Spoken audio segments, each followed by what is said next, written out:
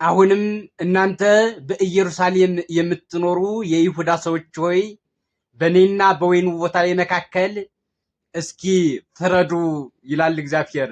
በዚህ በትንቢተ ኢሳይያስ ምዕራፍ 5 ቁጥር 1 ጀምረን ስንመለከት አደርግለት ዘንድ ከዚህ ሌላ አደርግለት ዘንድ የሚገባኝ ምንድን ነው አለ እግዚአብሔር።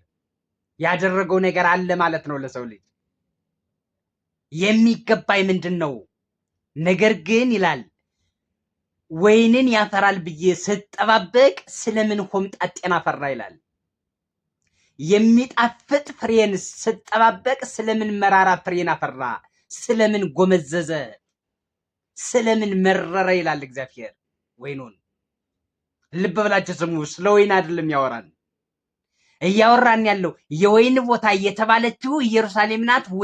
ወይን የተባለው ደግሞ በመጀመሪያ የተከላቸው የአብርሃም ልጆች በመጀመሪያ እግዚአብሔርን በማወቅ መጀመሪያዎች ወልድየ ዘበኩሬ በመባል መጀመሪያዎች የሆኑ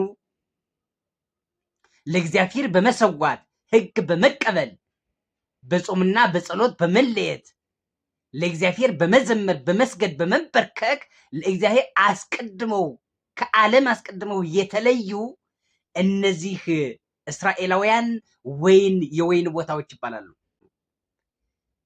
ይሄ የወይን ቦታ እግዚአብሔር ጠብቆታል። ጠላት እያጠፋ ጠብቆታል። የተስፋይቱን ምድር አውርሶ ጠብቆታል። ማርና ወተት የምታፈሰውን ከነዓንን አውርሶ ይህን የወይን ቦታ ጠብቆታል፣ ተንከባክቦታል። እግዚአብሔር ካህናት ይወጡበት ዘንድ አድርጓል። የማይጠፋው ዘር ኢየሱስ ክርስቶስ በዚህ እንዲወለድ አድርጓል። እግዚአብሔር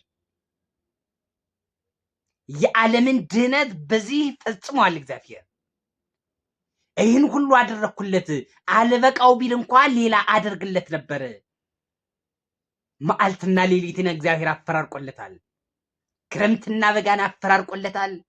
አዝርዕትና አትክልት በሰዓቱ በቅለው በሰዓቱ እያፈሩ እንዲመገብ አድርጓል። እግዚአብሔር የወይን ቦታውን ለቀን ፀሐይን አውጥቶለታል። የሌሊቱ ጨለማ እንዳይከብደው ደግሞ ሌሊቱን በጨረቃና በከዋክብት አድምቆለታል። ለወይን ቦታው እግዚአብሔር ግን ሆምጣጣን አፈራ። መረረበት ማለት አላመለከውም። ከቤልና ከዳጎን ጋር ከአስታሮት ጋር አመነዘረ። የወይን ቦታው አመነዘረበት፣ ጣዖት አመለከበት። የእግዚአብሔርን መንግስት ካደ። የወይን ቦታው ስለዚህ ይላል አጥሩን እነቅላለሁ ይላል።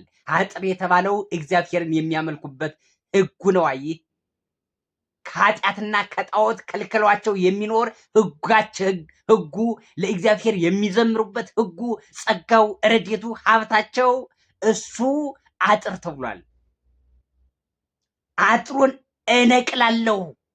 መሰማሪያ ለእንስሳት መሰማሪያ ይሆናል ማለት ጣዖታትን በእንስሳት ምስል ሰርተው እነሱን ያመልካሉ፣ በዚያው ወደ ገሃነም ይወርዳሉ ካለ በኋላ ቅጥሩን ደግሞ እሰብራለሁ፣ አፈርሳለሁ።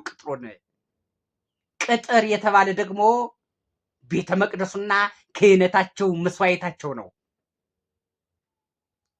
ይህንን እሽራለሁ፣ እደመስሳለሁ አለ እግዚአብሔር። ለምን? ሆምጣጤን ስላፈራ። ያ የወይን ቦታ የታመነ የወይን ቦታ ስላልሆነ፣ የሚጣፍጥ ፍሬን ማፍራት ስላልቻለ፣ ከእግዚአብሔር ጋር መቀጠል ስላቃተው አፈርሰዋለሁ አጥሩን ቅጥሩን አለ እግዚአብሔር። ነቢዩ ኢሳይያስ አሁንም እንዲህ ይላል። የወይን ቦታዎች የተባሉ የይሁዳ ሰዎች ነበሩ። የደስታው የአትክልት ቦታ ያላቸው የይሁዳ ሰዎች ነበሩ። ጽድቅን ይተማመን ነበር። እነሆ ጩኸት ሆነ። ፍርድን ይተማመን ነበር። ደም ማፍሰስ ሆነ። ስለዚህ የእንስሳት መሰማሪያ ይሆናል የወይን ቦታው። ይኸውልህ አሁን በአዲስ ኪዳን የወይን ቦታ እየተባለችው ቅድስት ቤተክርስቲያን ናት።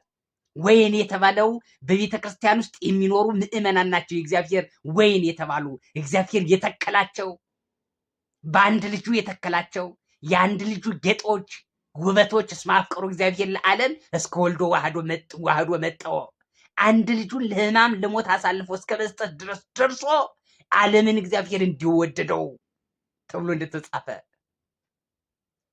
ይሄ የወይን ቦታ በስልጣን ሊያመነዝር አይገባውም። በብር በገንዘብ ሊያመነዝር ከገንዘብ ጋር ሊያመነዝር አይገባውም። በዘመድ አዝማድ ሊያመነዝር አይገባውም። ይሄ የወይን ቦታ አምላኩ እግዚአብሔር ሊሆንለት ይገባል። ለእግዚአብሔር በፍጹም ሊገዛ ይገባል። ዳግም የፈጠረውን እግዚአብሔርን ማወቅ አለበት። ይሄ የወይን ቦታ የከፈለለትን ዋጋ ማወቅ አለበት። ስጋውንና ደሙን ሰጥቶ እንደሚመግበው ማወቅ አለበት። የወይን ቦታው ሆምጣጣን ማፍራት የለበትም። ሆምጣጣን አፍርቷል፣ አመንዝሯል። በልዩ ልዩ ሁኔታዎች አመንዝረናል፣ ወጥተናል ከቤቱ። ሕጉን እየጠበቅን አይደለንም። እንጾማለን፣ ድሆችን እንበድላለን፣ እንጸልያለን። እኛ ይቅር እንደምንል አንተም ይቅር በለን እንላለን። ነገር ግን ይቅር አንልም። ሟርት ወደ ጥንቆላ እንሄዳለን። ነገር ግን ወደዚያ በሄድንበት እግራችን ደግሞ ወደ ቤተ እግዚአብሔር እንሄዳለን። ፍትህ አጥናን። ሆምጣጣ ማፍራት ማለት ወደ ጥቆላ ቤት መሄድ ነው። ሆምጣጣ ማፍራት ማለት ሆምጣጣ ፍሬ ማፍራት፣ መራራ ፍሬ ማፍራት ማለት ወደ ሟርት ቤት መሄድ ነው። እግዚአብሔርን እንደ አምላክነቱ አለማመን ነው። እግዚአብሔር ያደርጋል ብሎ አለመተማመን ነው። በእግዚአብሔር ስልጣን፣ በእግዚአብሔር መግቦት፣ በእግዚአብሔር ቸርነት፣ በእግዚአብሔር አባትነት አለመተማመን ነው። አለመተማመን ነው። ትህተናን እኛ ከዚህ በኋላ በረድኤት ከእናንተ ጋር አልሆንም። አጥሩን እነቅላለሁ ማለት ቅጥሩንም አፈርሳለሁ ማለት በረድኤት ከእናንተ ጋር አልሆንም፣ እለያችኋለሁ፣ የሰይጣን ማደሪያዎች አደርጋችኋለሁ እያለን ነው እግዚአብሔር። የወይን ቦታ የተባለችው ቅድስት ቤተክርስቲያን ናት።